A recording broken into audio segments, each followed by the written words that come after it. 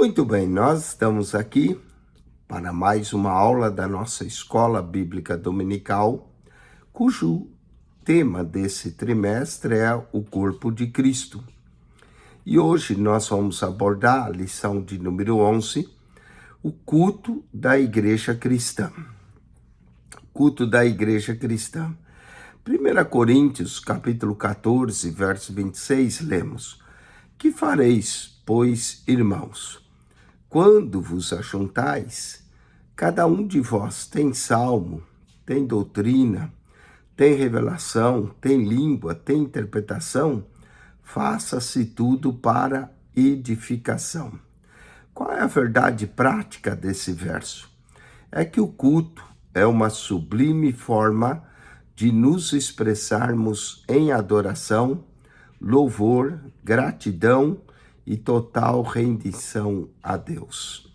O texto que nós vamos ler se encontra em Efésios, capítulo 5, verso 15 a 21. Portanto, vede prudentemente como andais, não como nécios, mas como sábios, remindo o tempo, porquanto os dias são maus. Pelo que não sejais insensatos, mas entendei qual seja a vontade do Senhor. E não vos embriagueis com vinho, em que há contenda, mas enchei-vos do Espírito, falando entre vós com salmos e hinos e cânticos espirituais, cantando e salmodiando ao Senhor no vosso coração, dando sempre graças por tudo a nosso Deus e Pai, em nome de nosso Senhor Jesus Cristo, sujeitando-vos uns aos outros no temor de Deus. Vamos então para a introdução da nossa lição. Nessa lição nós vamos estudar o culto cristão e vamos ver isso sobre diferentes aspectos, pois precisamos conhecê-lo em sua natureza. Aqui veremos que o culto é santo e por isso deve ser solene. Assim também mostraremos que a glorificação de Deus e a edificação da igreja são os propósitos sublimes de um verdadeiro culto cristão. E por último, mostraremos que todo culto também tem um ritual. No contexto da igreja cristã, destacaremos o papel da Bíblia e da adoração entusiástica na dinâmica pentecostal. Falemos da natureza do culto. O culto como um serviço a Deus. Na Bíblia, o culto é mostrado como um serviço, isto é, uma vida entregue e consagrada a Deus. Deuteronômio 6,13. Em um primeiro plano, tem a ver com a atitude com a qual se cultua o Altíssimo. E em segundo plano, como a forma como se cultua. O culto, portanto, expressa uma combinação de obediência à palavra de Deus e também uma forma ritual como essa adoração acontece. No livro de Atos dos Apóstolos, por exemplo, mostra a adoração do contexto do culto cristão, Atos 13, 1 a 4. Enquanto os cristãos serviam, aqui no grego, leiturgel, isto é, cultuavam ao Senhor, o Espírito Santo comissionou os primeiros missionários da igreja. Portanto, esse é o segundo ponto, o culto deve ser solene. A palavra-chave aqui é culto. Por solene, nos referimos ao que traz respeito à majestosa. Isso significa que tanto o conteúdo como a maneira de cultuar são importantes. Eclesiastes 5:1, 1 Coríntios 11:27. Por isso, o culto não pode ser destituído de significado, nem realizado de qualquer jeito, de acordo com Levítico 10, 1 e 2. Não por acaso o apóstolo Paulo expõe princípios que regulamentaram o culto na igreja de Coríntio. 1 Coríntios 12, 14. Isso deixa claro que há uma ordem a ser observada na liturgia cristã. Para isso, temos na Bíblia o parâmetro para o bom ordenamento do culto. Por exemplo, aos Coríntios, o apóstolo destacou o seguinte: mas faça-se tudo decentemente e com ordem. 1 Coríntios 14:40. Nesse texto temos o termo grego euskemônos, traduzido como decentemente ou decorosamente, e taxis, traduzido como ordem. Isso nos leva a compreender, portanto, de acordo com a Bíblia, que o culto precisa ter decoro, decência e ordem. Vamos ao terceiro ponto. O culto é santo. A santidade de Deus é afirmada em toda a Bíblia, Levítico 11:44, Isaías 43:3, 1 Pedro 1:15-16, visto que Deus é santo, Levítico 20, verso 26, o culto também deve ser santo. Dessa forma, nada que fosse profano deveria fazer parte do culto e da vida dos que praticavam no Antigo Testamento, Ezequiel 44:9, Amós 5, verso 21-27, Isaías 1:13. Assim, o limite entre o santo e o profano deveria ser mantido, Ezequiel 22, verso 26, Ezequiel 44, verso 23. Por outro lado, o Novo Testamento também põe em destaque o viver cristão na esfera do culto, isto é, uma vida de serviço de Deus, Romanos 15:5.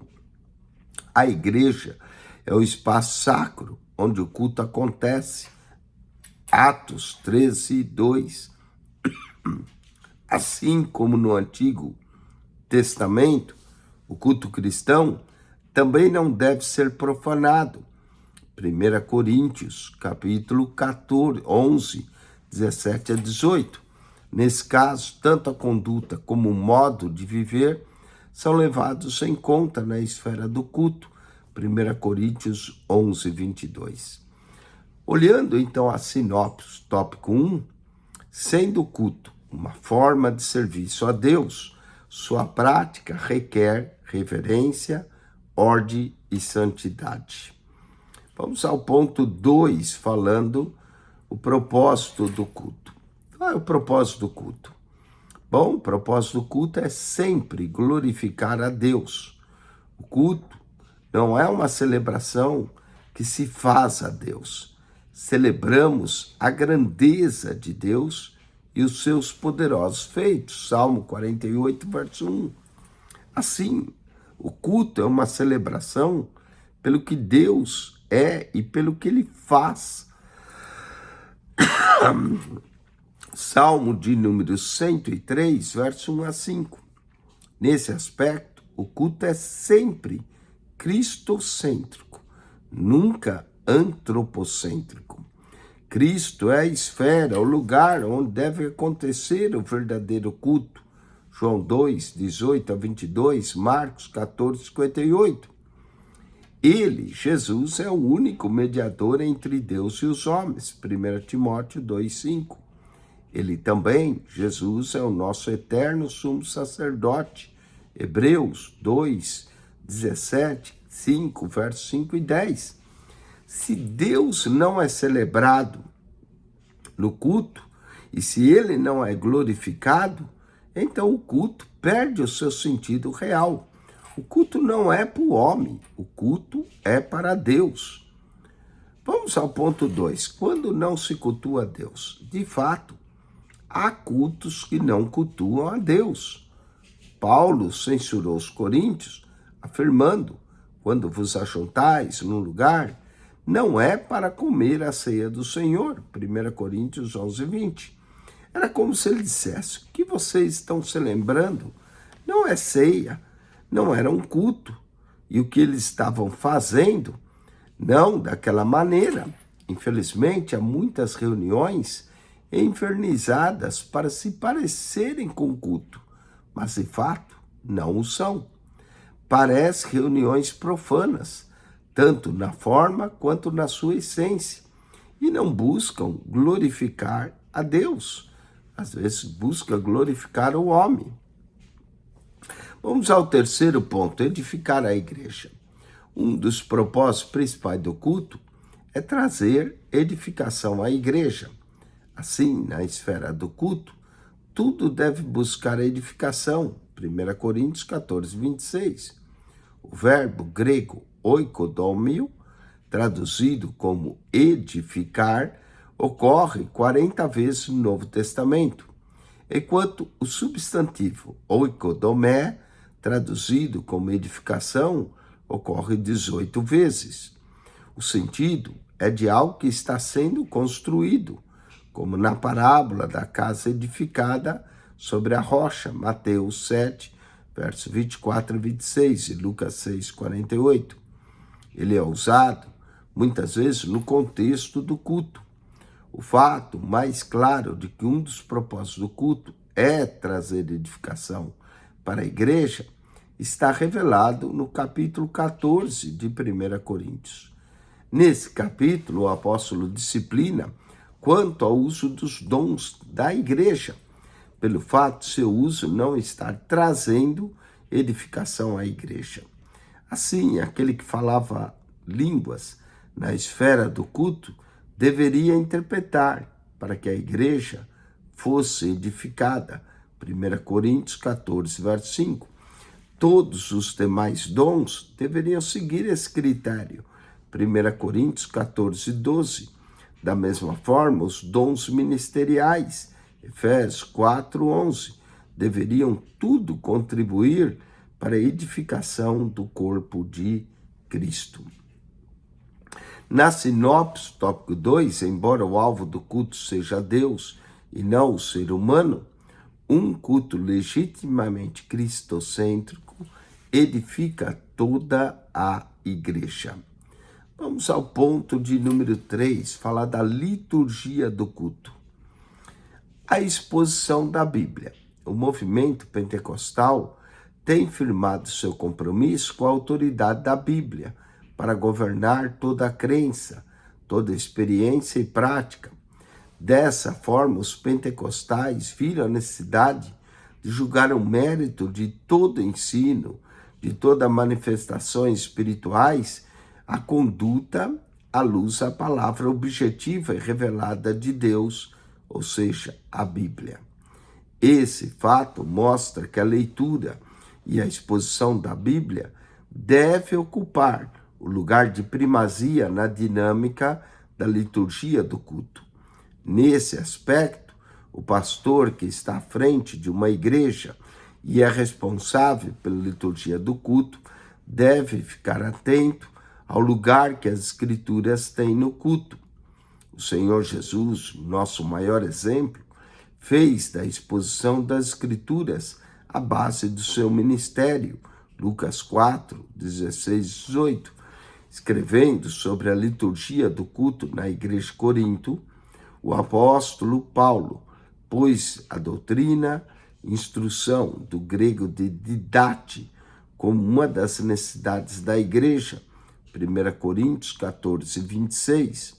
Encontramos esse mesmo apóstolo, juntamente com seu companheiro Barnabé, expondo e ensinando a palavra de Deus em Atos, capítulo 15, verso 35.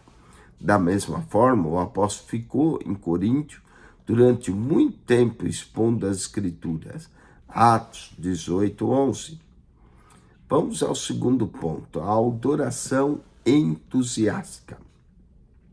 A adoração aparece em primeiro lugar na liturgia, sugerindo pelo apóstolo Paulo à igreja de Coríntio, 1 Coríntios 14, 26. A palavra salmo, usada aqui nesse texto, traduz do grego de salmão e é uma referência ao inário usado pelos primeiros cristãos. É possível que o apóstolo esteja se referindo aos salmos de Davi. Não há dúvida de que a adoração na igreja primitiva era entusiástica. Isso porque Paulo se refere a cristãos cheios do Espírito que se reuniam para adorar. Efésios 5, 18 a 20. O ponto 3, o lugar da adoração no culto pentecostal. Um grande teólogo pentecostal, William W. Menzies, destaca o lugar que a adoração tem entre os pentecostais. De acordo com ele, desde o começo, pentecostais foram conhecidos no mundo todo pelas reuniões e cultos alegres e ruidosos. Isso era visto nas reuniões de oração, nas quais todos os presentes, coletiva e eloquentemente, derramavam o coração perante Deus em oração e louvor. Isso também acontece no levantar das mãos, como resposta à percepção de que Deus se faz presente. Faz parte também da liturgia pentecostal louvar a Deus em alta voz e exercitar os dons espirituais durante o culto.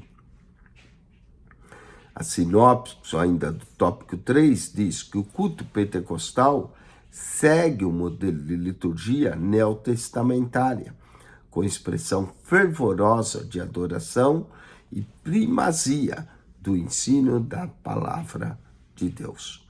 Vamos à conclusão. Nessa lição, os princípios que devem reger um culto cristão. O culto não pode ser de qualquer forma, pois ele tem princípios e normas para seguir. Como Deus é um Deus de ordem, então o culto que se presta também deve ser ordenado. Contudo, ordenado não significa frio ou sem vida. O culto deve ser um momento de celebração, de alegria e de dinamização no Espírito Santo. Vamos agora à revisão do conteúdo. Faremos 5 perguntas e vamos respondê-las para que o aluno reforce o seu ensino nessa aula. Como a Bíblia mostra o culto a Deus? Essa é a primeira pergunta. Como a Bíblia mostra o culto a Deus? E aqui a resposta é: na Bíblia, o culto é mostrado como um serviço, isto é, uma vida entregue e consagrada a Deus. Deuteronômio 6:13. Segunda pergunta: de acordo com a Bíblia, o que o culto precisa ter? Vamos lá. De acordo com a Bíblia, o culto precisa ter decoro, decência e ordem. Decoro, decência e ordem é o que traz um culto bem cristão. Quarto, quando o culto perde o sentido? E a resposta é: o culto perde o sentido quando Deus não é celebrado. Se ele não é glorificado, pronto, o culto perdeu o sentido. O culto, se é para glorificar o homem, então é outro sentido. Vamos à quarta pergunta. Além de glorificar a Deus, qual é o outro propósito do culto de acordo com a lição? E a resposta é: um dos propósitos principais do culto é trazer edificação à igreja. Assim, na esfera do culto, tudo deve ocorrer para edificação.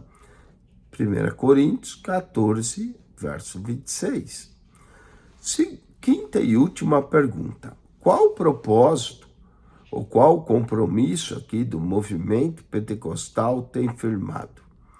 Bom, o movimento pentecostal tem firmado seu princípio ou compromisso com a autoridade divina da Bíblia para governar toda a crença, toda a experiência e prática da Bíblia. Amém? Bom, espero que você tenha gostado dessa aula sobre o culto e talvez você tenha alguns comentários a fazer. Coloque aí o comentário sobre o culto divino e, se não, que você aprenda a dirigir um culto, a participar de um culto, onde vai ter muitas coisas, mas o foco mesmo é adorar a Deus e também ouvir o que Deus tem a falar conosco. Semana que vem, nós vamos estudar a lição de número 12, o papel da pregação no culto. O papel da pregação no culto. Que Deus te abençoe em Cristo Jesus, que a graça de Jesus seja com você e acione o nosso canal no YouTube. PR Eugênio Piacentini, o canal da Bíblia. PR Eugênio Piacentini, o canal da Bíblia. Subscreva.